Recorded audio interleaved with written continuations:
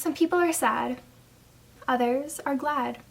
But don't get mad, just think about what we had. This poem was written by Darlene Clark and was one of many submitted inspired by the theme of Alone Together for 2020's Holiday Alley Poetry Slam. My name is Julie Stevenson and I'll be your host for today. So without further ado, let's get into the poetry. First up, we have high school English and creative writing teacher Noah Cain with his poem After John Prine Dies. I hang a feeder in the diseased oak that sways outside my window. Email my dead father, call his empty phone, watch swallows swirl in swirling April snow. I'll light the ledge outside my window, their waddling gait in the drifting warmth. Their mindless chirps through the glass achieve some grim harmony with the past. First breaths are dreams, blood is colorized shadow. To pray is to spin the dial of a broken radio. My screen-sore eyes see sorrow in the fuzz of wind and snow, the oscillating black and white noise of no signal.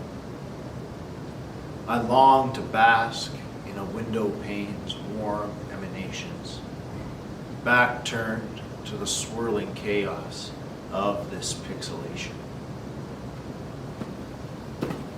Thank you so much for that, Mr. Kane.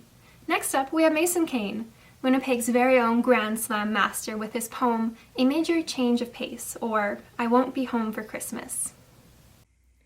A major change of pace, or I won't be home for Christmas. My last few Christmas seasons have proved a bit of a challenge, due to my gift budget that was normally limited being even less than usual, as 2019 marked the second year in a row that I'd be home for the holidays, but that was because I was off work injured, getting paid by workers' compensation. But like every year, despite these extra challenges, I still managed to make things work, because there was always a mentality driven into me by my parents at an early age. If you can't afford to buy something expensive, that's okay. Just make sure everyone gets a little something to open around the tree. Last year's gift idea, bottles of homemade sauce and jars of homemade spice rubs, along with a cookbook containing the recipe to make them all and more. A simple solution for covering many gifts, as well as using my skills to create something unique. With a large friend and family group, I need to cover a lot of bases. Then in March, COVID-19 led to the first full lockdown and quarantine. In Manitoba, we seemed to survive with only a few blemishes, while in other places around the world, things became more and more horrendous. We were the poster children of handling the pandemic fine, upstanding citizens. But even in those times, my time with my family began to decline. But I knew there was an important reason for this. I wouldn't put my family at risk, just for the sake of meeting for their anniversary or birthdays was the best gift that I could give. And as time went on and things seemed to get better, we as a whole started to become too comfortable. And then we started seeing a steadily exponential rise in new cases. We saw the signs of a looming second lockdown.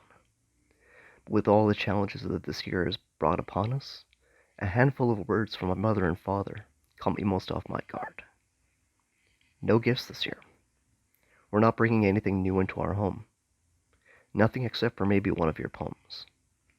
Now this was a surprise for me, as I was used to starting to make plans at this point in time to arrange transportation for myself and a pile of gifts between my home in downtown Winnipeg and this house in Selkirk to see my brother Miles and my parents for Christmas Eve. The four of us would share stories of the past year over a feast of delicacies, Icelandic and Danish traditional treats, as well as some more contemporary. And after starting off with sliced rullepilsa on buttered Icelandic brown bread, we'd enjoy those treats over coffee, tea, or sukkula, watch some TV, and then go to bed. And then the next morning, after our usual breakfast of a Pillsbury cinnamon bun tree, we'd shower and change before driving back to Winnipeg to meet the rest of the family. We'd drive to the home of my sister, Veronica, and her husband Mike, in the southern end of the city, and spend the day with my nephew Mikey, my niece Olivia, my brother Virgil, and his wife Lucy. And then after the gifts were distributed and the wrapping paper left torn, we'd depart again to meet for a family dinner at Virgil and Lucy's home. Veronica and her family would join Mike's relatives, and we'd be joined by Lucy's mother, who'd have Italian baking gifts galore. Now I figured with the pandemic life that we were all forced into living, that my brother Miles would stay home in BC, amongst his safe circle of friends, and that in all likelihood we delayed our annual Yule meeting. But the question was this: how could I still give my parents a little surprise gift? They said they'd be fine with a poem, but I decided I wanted to do something more. And then an opportunity came along and started knocking at my door. Well, not really. So, as a contribution to Selkirk's Holiday Alley TV, something I haven't done before, I decided to write about the usual things I enjoyed but would also miss, as this Yuletide would be unlike any that I'd known before. This gift is also for a community that I once called home, and it goes out to those who still remember me out there, even though I haven't lived there since over a decade and a half ago. Because the holiday season is for sharing memories with those you don't usually see. This poem is for anyone who needs to hear it, to enjoy on Christmas Eve. Because due to a major change, I'll be staying home for Christmas. But I do hope and pray that things will be different once we get back to this time again next year. Thank you so much for that, Mason. I'm sure your parents will love it. Next up, it wouldn't be a Selkirk Poetry Slam without the man who started it all, Steve Locke, with his poem Moistly. Hello, I'm Steve, and this is Chowder. And today we're going to do a poem for you called Moistly. Ugh. You can't unhear it now. The watermark of sound on the national consciousness. Somehow it's made moist worse. Even suspended in thought, the word itself evokes a cringy humidity, like the cartoon visual of thufferin' thuckatash, of being self-conscious of the saliva leaving your mouth during dinner conversation, the glistening droplets suspended above the roast. It's redressing for outdoors in your only, and unfortunately, rain-soaked coat. It's the cling of summer underwear, the effervescence of a pit stain. It's a gym shower floor on bare feet, the squelch of warm puddle water between your toes. It's the tackiness of sheets after a night sweat, as you peel your body off the bed to the tune of damp Velcro. It's the shotgun spritz of a point-blank sneeze. It's being too underpaid to touch someone else's soiled tissue. Jesus, what a terrible image. I think now I can put him down. There you go. Thank you so much for that, Steve. Finally, it's my turn. This poem is called This Place, and it's about the city of Selkirk, Manitoba, the city that I love so much. And it's the poetry that has inspired me so far in my life. And this is Luna. She'll be helping me out today. And the pieces will be divided by little snaps. This place. This place is as much a product of the people who love it as I, as a person, am a product of the poetry I love. In 1909, the first public building laid foundation on these grounds, the old post office turned art gallery. I am built on a foundation of self-destruction, and you cannot rebuild the foundation without first tearing down the whole damn house. Julie Stevenson.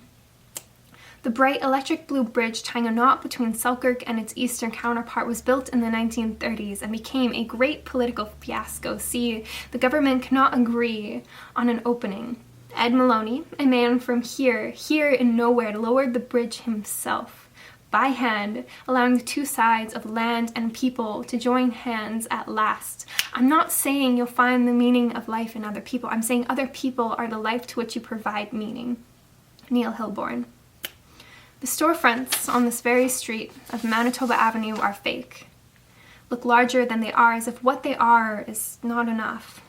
If you can't see anything beautiful about yourself, get a better mirror. Look a little closer, stare a little longer, because there's something inside you that made you keep trying despite everyone who told you to quit. You built a cast around your broken heart, you signed it yourself, you signed it. They were wrong. Shane Quixon. The old brick house on Eveline was built in 1904 for James Stewart, an engineer whose company struggled to bring reliable energy to this town. The old house, built of bricks, now houses the ghosts of what this town could have become. To the ghost in my house, I always wonder where you are buried, in an empty grave or the Red River. Were you brave, or did the prospect of death make you shiver?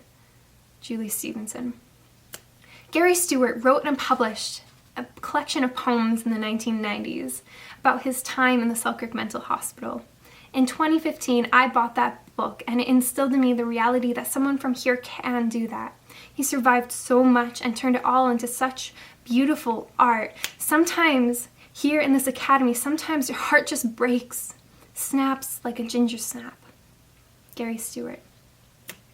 In 2017, Shirley Muir came up with the idea for Holiday Alley, and that idea sparked a new purpose into this town, a new deliberation to revive it. I went into the woods because I wanted to live deliberately, and not, when I come to die, discover that I had not lived. I wanted to live deep and to suck out all the marrow of life. Henry David Thoreau. I've spent my life yearning for a place from which the air has never graced my lungs. A place unlike here, with its brown river and metal balloon. I often fear that this is all there is, but the more I truly look around me, the more I think that maybe there's beauty here too, if I only let myself see it. I am trying to both be happy and pay attention to the world around me. I do not know if it is possible to do both at the same time. Life bared. This place is as much a product of the people who love it as I, as a person, am a product of the poetry I love. The best love poem I have ever written, I will write tomorrow, and it will sound a lot like your name, Selkirk. Julie Stevenson. And that concludes the 2020 Holiday Alley Poetry Slam. Thank you so much for listening, and we hope to see you again next year.